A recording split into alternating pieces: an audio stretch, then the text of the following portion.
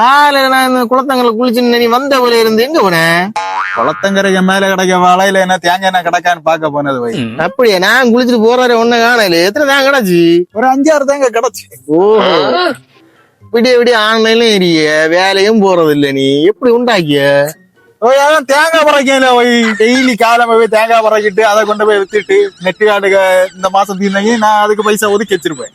ஓஹோ, அதுல அடிக்கதான் உள்ளவனே விளையாண்டுல தேங்காய் சுகிச்சிட்டு இல்ல நல்லா தேங்காயிலே உண்டாக்கிறீல நீ.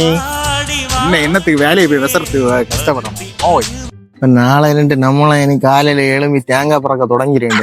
நாளையில The next day. என்னத்துல தேங்காய் தட்டிடைய?